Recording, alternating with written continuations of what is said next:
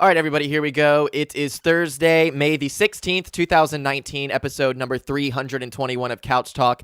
I am your host, CJ Couch, and today we have no guests. It's a solo episode. Got a lot to cover. I'm going to talk about all my stuff, regular podcast stuff, and then for the people who are not into Game of Thrones, you will have a point where I'll be like, okay, the rest of this podcast is going to be about Game of Thrones. So if you are a Game of Thrones person, you don't care about regular podcast stuff, you can just fast forward until you hear me talking about Game of Thrones, because I don't know exactly when that'll be at this point because I have just begun. But I am going to do a regular solo cast and then just throw Cast of Thrones at the end of this and just make it one big, long solo episode. Hope everyone's having a good week. It's PGA Championship week. I started out with my new Psychiatrist on Monday. I got fucking Lexapro. I got some sleeping pills.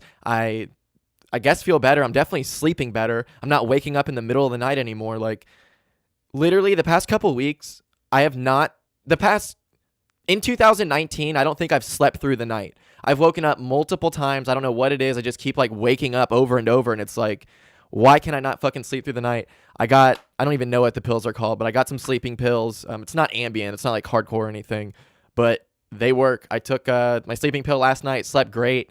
I sleep right through the night, and I wake up feeling like I actually slept. Like, I don't feel tired. I'm not all like sluggish and luggish, if luggish is a word. I just like feel really good. The Lexapro is not doing anything that I know of. I've only been taking it for like 3 days, and I'm only taking half of a pill too. So it's this weird thing because I used to do so much MDMA, my brain would be like used to a bunch of serotonin being dumped. But she said just take a half now because there's a lot of bad side effects that come with having serotonin dumps. And like diarrhea is one of them. And for everybody who's like, man, every time I roll or whatever, I have to take a shit. Like, that's why. You're just basically shitting out serotonin and stuff. But yeah, I went and saw my psychiatrist for the first time. I'm going to see her once a month. She was all right. I mean, to be honest with you, we didn't talk about too much. It was not what I thought it would be. It's a psychiatrist, not a therapist, so I'm not like sitting there like, well, let's talk about this. Maybe we'll do that next time. But for the initial one, it's basically like, so what are you feeling? What are your sleeping patterns like? What is blah, blah, blah? And then we'll figure out what's wrong with you. I'm diagnosed with depression along with everybody else, and feel really good about it. Feel really good about being on team depressed. But let's just... I don't know. I've had people be like, oh, watch out, don't get on any medications. But like, I've also heard so many people talk about how medications have changed their life. And like, if I'm super depressed and I can't get out of this hole for years, and I've tried all the other things, good and bad, like I've tried working out, I've tried going on runs, all that bullshit, and it's not working. I even did the bad route, and that didn't work either, obviously, because it's the bad route. And I'm trying the regular route, I guess. I don't even know. Just the 2019 route of let's try this. If it doesn't work, like if I'm not feeling good in a month, I don't think I'm going to re-up on my prescription. You know what I mean? But like, I don't know. I feel good. Right now, I feel way better than I definitely was feeling, for sure. Like this time last Thursday, I felt like fucking shit. Right now, I feel good enough to do a podcast. I feel good. Like, I would not be doing this if I didn't feel good. I can promise you that, which is why I haven't been doing as many episodes as if you're a hardcore listener, you've become accustomed to. There's a point I was doing an episode every day. You know what I mean? It's just when I'm happy, I do episodes. And when I'm not happy, sorry, it's not coming. It's just the way that it is, you know? I'm not too sure why it's that way. It's just I'm not somebody, when I get down, I feel like nobody should listen to what I have to say because I don't have anything to say. Excuse me, Zephyr Hills water break. But like, it's this weird thing. Like, it's 2:53 p.m. right now on this Thursday afternoon, and I have been procrastinating to do this. I'm like, man, I don't feel good enough to do this, but I know I do. And finally, that I've forced myself to do this, I already, 4 minutes and 20 seconds in. Oh, dude, 4:20. But 4 minutes, 20 seconds in, I feel better than I did 5 minutes ago. It's just weird how I start doing this and I feel better. I should take this lesson into next time I feel like shit and I need to put a podcast out, just fucking do it and quit being a pussy. Ooh, sorry for the language. Quit being a baby and just do it, suck it up. Lace up your bootstraps and podcast, you depressed bitch. But let's move forward now. One question I have, because it seems like it makes the rest of your Instagram profile extremely hard to manage, is why is it that people do these like 9 posts that equal one huge post, because there's like 3x3, 3 blocks across each row on Instagram. So they make this like huge picture on their Instagram that only works if you're posting 3 pictures at a time, because the moment that you get that huge thing posted and then it's like 2 days later and you're like, okay, I'm going to do another post, you put that post up and now your page makes no sense. It looks like a bunch of random pictures. It's just, I don't understand why we're getting like a little part of a picture in 9 different posts that equal this one huge picture. What the fuck is that? I'm not really too sure. I wasn't going to do this. I was going to save this for the end, but since we're talking about Instagram and Facebook owns Instagram, let's get into fucking Facebook follies. Pretty simple here. Facebook follies are exactly what they sound like. It's when people do really dumb shit on Facebook. I don't have as many as I usually do. I just have one mega post that this dude posted that is so fucking hardcore and gnarly and just like way too revealing, I guess. It's way too, you're letting us in too much of your life. I'm going to take another water break. Excuse me. So, too revealing, you know? You're letting us know too much, dude. So here we go. Ladies and gentlemen, tonight I am officially single. My ex literally thought she was retarded.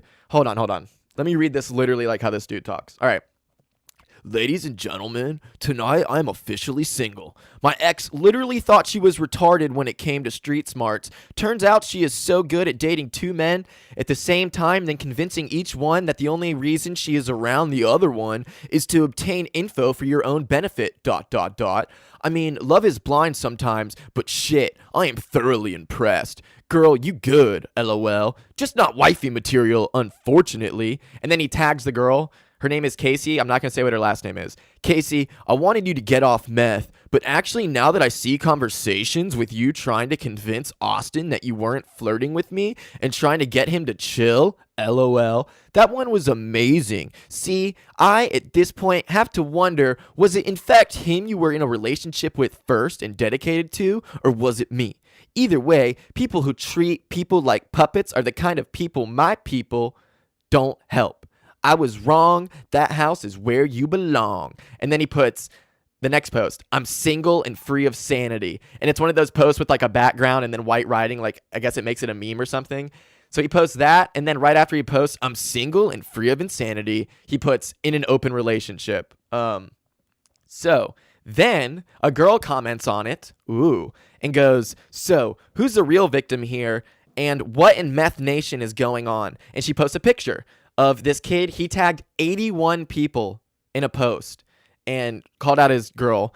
And in that post, people were commenting on it, obviously, because 81 fucking people got tagged in it. And they're all like, what the fuck is going on? He said, one last thing, world. This is a comment by him. I never once in my life intravenously used heroin. I used meth. I have snorted down before, but that's as far as that goes. And then that girl Casey's mom comments. Ooh. The mom's commenting, and she says, this is where things get really fucking intense. She says, everyone, this is Casey's mom. This guy raped me, he drugged me, and raped me.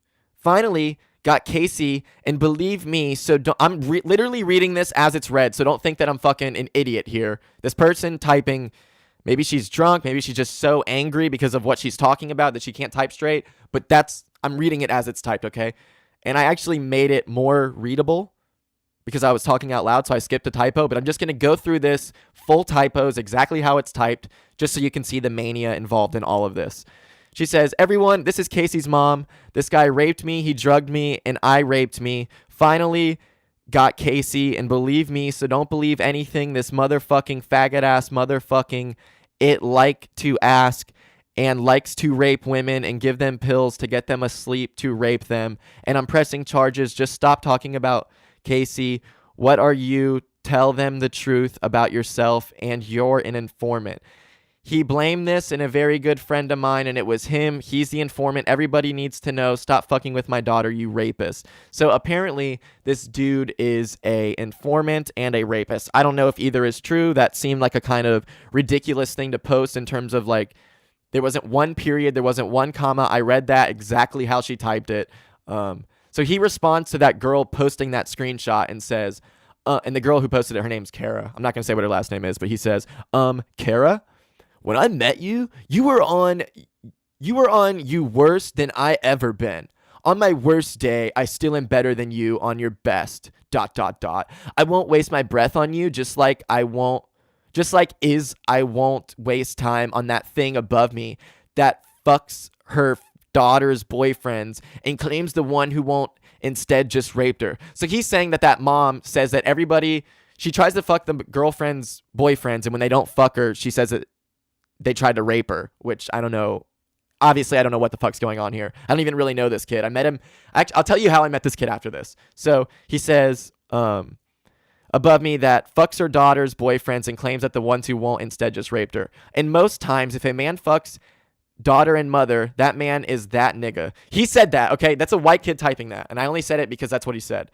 That man is that N-word. In this case, if you fuck both, you may die of a disease soon to be known and referred to as the Amy Show, because the mother's name is Amy. And then he says, anyway, I'm going to block you now since you wrote that, you childish piece of shit. So he also posted right after this, me, not you. I'm going to stop putting everyone else before me in life, be selfish as fuck. And when I ball out, you am gonna invest in total strangers. Please stop lying all the time. Stop lying to yourself. Be loyal, be humble, and united. We can conquer mountains. This kid is so methed out. And then he says, right before that post, iPad for sale. So there's a fucking iPad for sale. It's just so crazy that Facebook has just become this place where everybody just goes on there and fucking vents their feelings out. It's absolutely insane. Excuse me.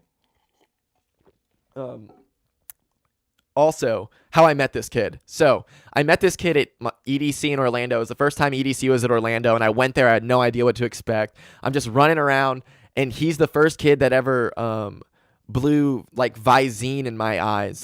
They take, not Visine. What's that shit? Oh, my God. Vicks. He sprayed, Vicks in my eyes while he was blowing me up, and it was super crazy, dude. And I met him, and he's an artist, and he added me on Facebook, and I think I followed his art page. And hold on, I'm going to hit this vape pen.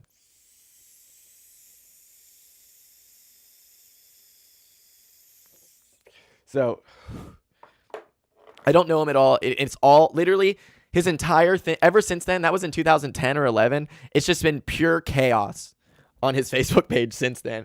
I don't think he's ever made it on Facebook Follies before, but he just had an entire segment of Facebook Follies dedicated to him, so that makes up for it. Zephyr Hills water break right there. So let's just keep talking about on this Facebook stuff. If you're on Facebook right now, you cannot ignore this Alabama abortion bill being signed into effect, which is so fucked up. And just because I'm a white dude, guess what? I don't agree with any of that. I don't even vote in Alabama. I didn't vote any of those people in. It's just those dudes. I don't know. It's fucked up. It sucks. It's horrible. It's the worst possible thing. But to start hating everybody, I have nothing to do with this. All these people white males just need to get the fuck out of this country and quit trying. Yeah, you're right. Those dudes gotta go. And you know how you get them to go? You vote them out. You don't live in Alabama. I don't know. This is fucked up. It's a fucked up thing. It shouldn't be going on. I honestly don't the biggest thing I have to take away from this is everybody now feels I know that I'm also feel like my voice means something. I'm doing this fucking podcast, but I'm mostly just trying to offer insight on the reaction to everything. That's been my big thing. I don't really like to talk about the abortion bill and all that type of stuff. Or when Trump wins, I like to talk about people's reaction to it. First, let me just say, I completely disagree with it. I think it's absolutely ridiculous. Abortions, do whatever you want. I don't give a fuck if you have an abortion 9 months in. Am I fucked up? Yeah, sure. Do I really believe that? I don't even know. But I'm totally on team abortion. If you want to do it, do it. If you want to be against it, just so you know, oh my God. So this is how against abortion I am. Virtue signal. So there is, next to my pharmacy that I now go to, apparently, that I have the Psychiatrist, there's an abortion clinic. And next to that in front of that abortion clinic, it's off University Boulevard. Everybody is fucking, all these old people are out there with signs choose Jesus, not abortion, and all this ridiculous stuff. And I give them the finger every single time that I drive by for my entire driving life. Even when I was 16, before I got into politics at all and I was just living life, I would see those people and be like, fuck them, and just give them the finger, because it's Imagine that's what you're doing, first of all. Like, you're just spending your day at the abortion clinic, like, protesting. And then imagine being somebody going to get an abortion, and you see all these old people calling you the worst thing ever while you already feel bad. Like, let's just take a Zephyr Hills water break and ponder.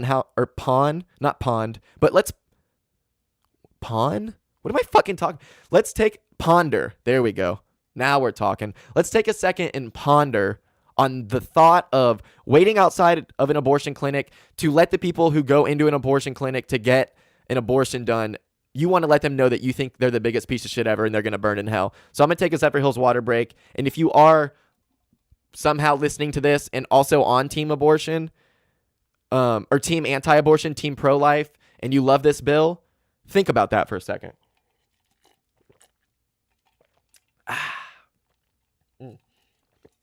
Double sip, because it's a double thinker, and I hope you pondered. But yeah, so I give them the finger all the time. So I'm doing that again, but this time I'm pulling into basically the same parking lot. So I give them the finger. Yeah, I'm so badass. I'm such a bad motherfucker. I'll beat those old people up. I'll take all 12 of them. I don't give a fuck. Even the old ladies. Just fucking... I sound like a hack right now, but I was trying to. That was like the point. So I pull into the parking lot. I just gave them the finger. I get out, and I see this dude who just pulled up right behind me looking at me kind of weird, and I give him the head nod, and I go to open the door for him, and I open the door for him, and he's walking by, and he goes, hey, next time stick that... I swear he said this. He goes, hey, next time stick that finger up your booty hole. And I started cracking up because... And I held in laughter. One, I haven't heard the word booty hole since I was in 4th grade, probably. It's just such a weird word, and he was this, like, big, kind of... I would say some sort of Bosnian, maybe, like 225 pounds, 6'2", 6'3", shitty tribal tattoos, just horribly placed. Everything about his look was somebody who was totally down to fight. But I was like, I didn't give you the finger. So I'm just like, what? Because I have no idea what he's talking about. Because, like, why would I give the finger to the person behind me when we're both pulling into the same place? Like, it makes no sense. Also, dude, how self-absorbed are you that there is an abortion clinic right there, and you're just like, oh, well, must be giving me the finger, even though nothing's going wrong, and he did no driving wrongs. He just sees somebody giving the finger, and he's like, that's for me. Guilty conscious, I guess. So, fucking, I say to the dude, I started laughing, and I was like, what? And he goes, stick that finger in your booty hole next time. And I started laughing again, and I was like, dude, I didn't give that finger to you. I was giving it to them. And he, like, completely didn't believe me. And I was like, no, dude. He goes, oh, yeah, sure. And I was like, dude, seriously, like, I'm, like, holding the door open for you right now, and I gave you the head nod. Like, I gave it to those people because they're protesting abortion, and there's people going to get abortions. Like, and he just walked away like I didn't get to finish what I was saying. He literally thought he, like, punked me.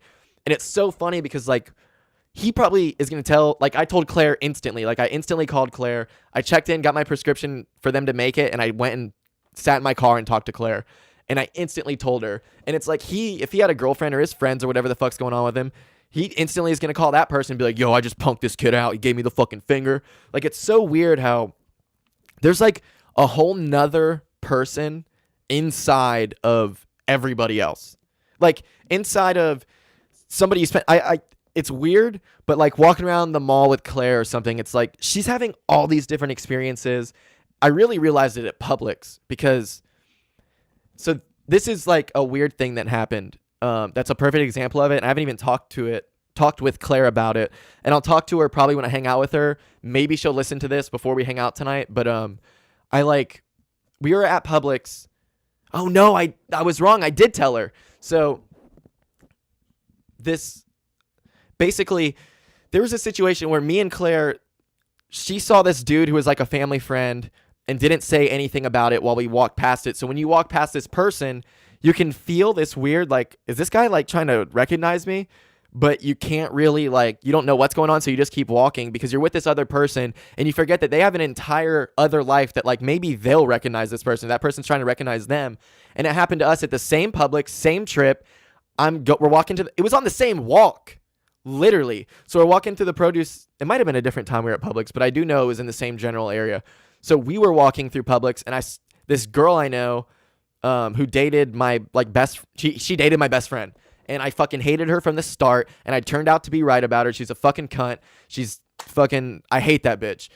she now is with this new dude and she's engaged and stuff. And they were also at Publix, and it was really awkward. She was trying to act like she didn't know me and all this stuff. And I was obviously not trying to say shit to her. And as soon as she left, I was like, yeah, I know that girl. It's so weird.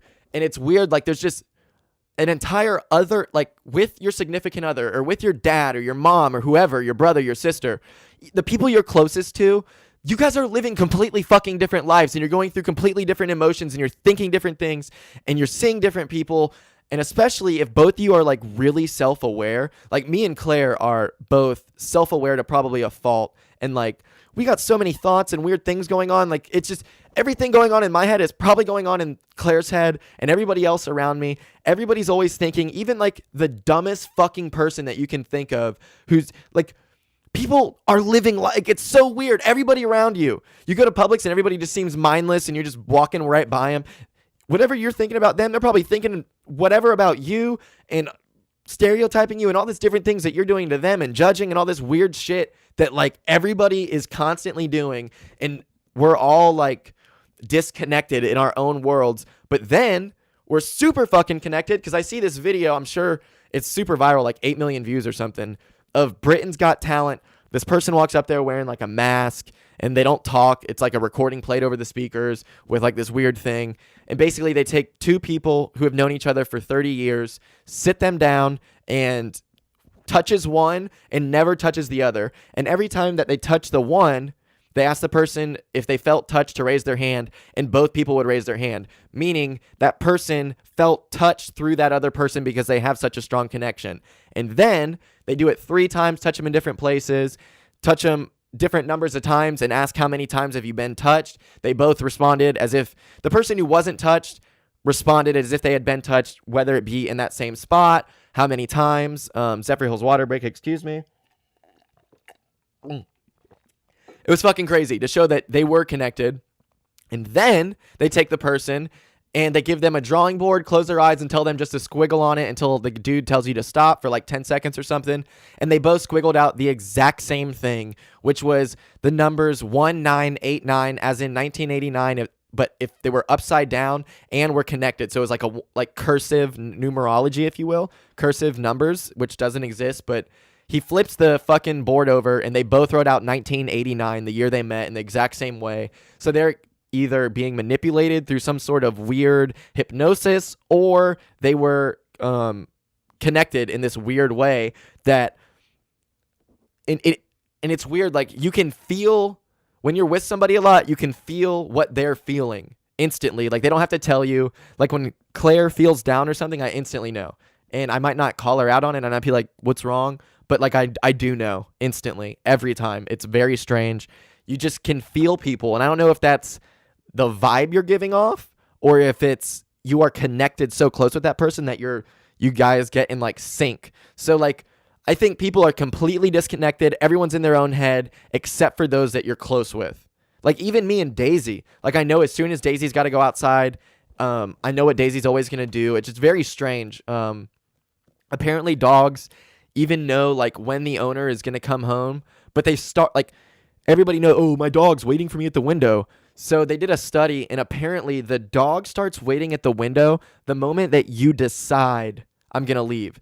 Like, it's not a timed out thing where every day I get home at 5:45 and my dog's waiting at the window so they know the schedule. It's like the dog, the moment you decide I'm going to leave, gets this weird like connection thing and starts looking at the window. So at whatever time you are deciding you're going to leave, that dog is deciding I'm going to go look at the window. So sometimes you'll, on a day that you're not working, you'll go to the store real quick and be gone for 45 minutes, and the dog sits there, and the moment you're like, okay, we're good, I'm leaving the grocery store, then the dog comes and starts looking at you. It's very fucking strange. I don't know what that is. It's just some weird study shit they did, and just like everything else, you know, it's just like some weird study shit, dude. That's what everything is now. Everyone's opinion on like, or anyone who has something like to say, they just like, oh, it's just some study I saw, like, you know what I mean? And I'm not saying the studies are wrong. It's just like, there's so many fucking studies, and sometimes they butt heads. Like, people will do the same study, get 2 different results. Excuse me. Who knows what is. But let's move forward now. Yeah, I think that's it really, other than check out the band Movements. They're fucking so good. I can't play any of their music at the end because I'll get in trouble with YouTube. But the band Movements is the only new band that I've heard that I really love. Nonfiction is another band. Shout out Mikey Mayo. Check his music out. But Mikey told me about this band Nonfiction, and dude, you were right. I fucking love them. I listen to them all the time. They're some Philly band. They're fucking great. Check them out. Nonfiction is their name. And just want to close out before we get into Game of Thrones with some golf talk. With some golf talk. I want to start out with some golf talk. Last episode, Couchstradomous said that Brooks Koepka was going to win the PGA Championship. I'm going to open up my internet browser and go to PGA Championship 2019, the official page of the PGA Championship, and the leaderboard. Brooks Koepka to the lead, 7 under through his first 18 holes. There are still 3 days left. I said I think Brooks is going to win, and you know what? If he keeps playing like this, he's going to win by a fucking long shot. I don't think he will. I think it's going to be a much closer tournament, but I just don't see him like shooting over par any days. He's hitting the ball so good. He's putting so good. Couchstradomous strikes again. Tiger is playing very good. He's just not putting good. I think it's perfect that he gets this morning round in. Now he's done. He's been done for like an hour and a half today. It is 3:15 p.m. I guarantee you he's been out on the putting green working on his putting, and I also guarantee you that he will be playing better tomorrow, Saturday, and Sunday, and will be in the chase at the end. I do believe that, unless Brooks Koepka completely just obliterates the field. But Couchstradomous picked Tiger to win the Masters in April, and Tiger won the Masters, and Couchstradomous is also picking Brooks Koepka to win the PGA Championship, and as of right now, that looks like a goddamn good bet. So, yeah. Couchstradomous, baby. I've done a whole bunch of crazy predictions in my life. Sure, I've been wrong, but I do feel that I've been right more than I've been wrong in Couchstradomous history. If you don't feel like that, go back and listen to every episode. You figure it out. I'm telling you, it feels like I'm doing better. I feel like I'm more right than wrong. I don't know if I am, but it fucking feels like that. Probably because when it doesn't happen, I don't give a fuck. But when it does happen, I go on my podcast and reiterate how I was right and gloat in it and burp in it and just let you know that I'm Couchstradomous and I predict things. And whatever you are, if you're named like Pat, co-host of Cast of Thrones, which the reason he's not co-hosting anymore is because I told him I quit my podcast when I went through my little depressed phase, my depressed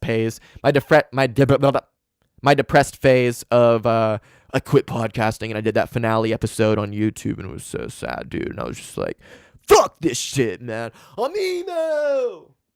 I don't feel right. I'm sad. Ooh. I want to be loved.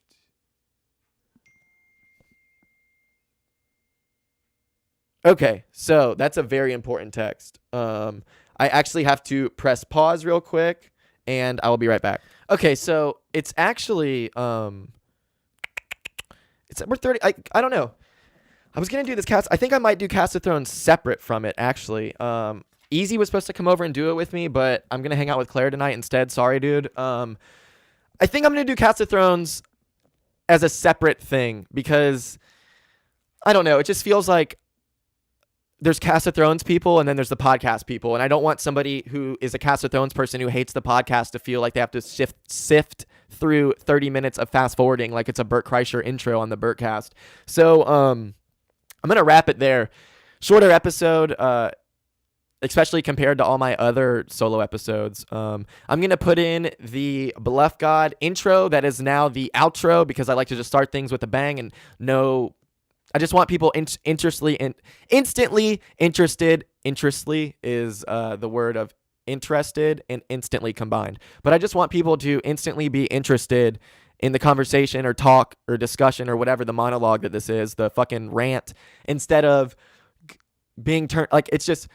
I think the best way to start a podcast is boom with talking right away, instant, instead of all this intro shit. I think it works better at the end. So I'm gonna hit you with this outro, and I will be right back. I love you. Couch. See?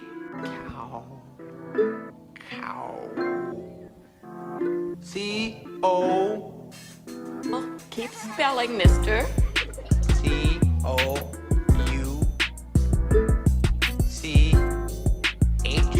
Correct. I am the All right, everybody. Thank you so much for listening to episode number 321 of Couch Talk. It was a solo episode. It was short, sweet, to the point, and I said everything that I had to say. I hope you enjoyed it. Please follow me on Instagram. It is at CJ Couch Talk. You can also hit me up with the email if you have any questions, comments, insults, or would like to be a guest. It is cjcouchtalk@gmail.com. And also, please, if you'd like to help support the show, go to Patreon, patreon.com/CJCouchTalk if you'd like to help support the show in terms of finances. However you want to do it, patreon.com/CJCouchTalk. We got $1 donations once a month, $1 once, $5, whatever you want to do. Literally any amount of money, any amount of times. Patreon.com/CJCouchTalk. We have lost a bunch of people because I said I quit. I don't blame them. The people that donate are hardcore. And when I tell them I'm done, they get the message that I'm done. But I hope you see that I'm back and I'm better and I'm happy and I'm taking my Lexapro. I'm taking my Lexapro and I feel better. This beat is so sick. Shout out Bluff God. Go check out his podcast, Producer Clout. He's got an awesome podcast, especially if you are an artist or a producer or just anybody interested in the music industry. He does an awesome job breaking everything down. That's Producer Clout. Go check him out. It is Bluff God, BLUFFGAWD. He made this fucking beat. Just send it to me out of the kindness of his heart because he's a great guy. And what more can I say about how awesome he is? That's all I can say. So thank you very much for listening. I love you so much, and I will talk to you next time. Enjoy the rest of this Bluff God beat.